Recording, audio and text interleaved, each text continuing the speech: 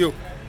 ये मेरे अकब में पतंग है और ये पतंग कभी इधर जा रही है, कभी उधर जा रही है, कभी कन्ने लड़ा रही है, कभी पेच लड़ा रही है, कभी ऊपर जाती है, कभी नीचे आती है, लेकिन सबको परेशान करके रखा हुआ है। और लग ऐसा रहा है कि पतंग के खुद के परेशान होने का वक्त करीब आ गया है, क्योंकि बल्दियाती इलेक्शन होते हुए नजर आ रहे हैं। सिंध गवर्नमेंट भी पूरी तैयार है, पुलिस भी पूरी तैयार है, नफरी भी पूरी तैयार है, इलेक्शन कमीशन ने सामान भी निकाल दिया, लेकिन ये पतंग वाले बड़े बड़े मुतमईन बैठे हुए हैं कि नहीं होंगे इलेक्शन। और अगर इनका ये खुश, वो कहते हैं ना गालिब का एक शहर है कि खुश रहो, खुश फहमी में ना रहो। लग ऐसा रहा है कि इनकी ये खुशी जो है ना खुश फहमी में तब्दील हो गई है।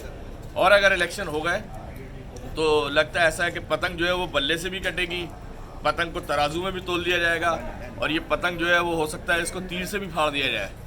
तो सूरत हाल काफ़ी गंभीर हो चुकी है और MQM की सारी नज़रें लगी हुई हैं कहीं और कि वहाँ से कुछ आसार आएंगे, आसरे आएंगे तो ये इलेक्शन मुलतवी हो जाएंगे। और अगर ये आसरे नहीं आए तो मैं आपको बता रहा हूँ कि हो सकता है कि MQM बाइकआउट कर देगी, इस इलेक्शन का बाइकआउट करेगी, क्योंकि अगर इलेक्शन में इस मौजूदा सूरत हाल में MQM उतरती है तो MQM को बड़ा लॉस होने जा रहा है। कोई तैयारी नहीं है MQM के पास।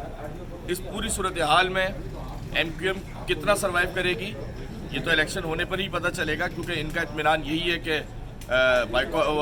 इलेक्शन नहीं होंगे, और अगर होते हैं तो ये बाइकआउट पर जाएंगे।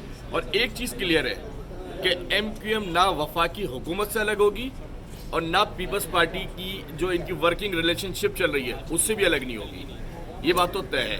तो अब देखते हैं कि कल का दिन कैसा गुजरता है। आज शाम तक हो सकता है कोई बड़े फैसले हो जाएं, बाइकआउट होगा या फिर इलेक्शन होगा। ओके।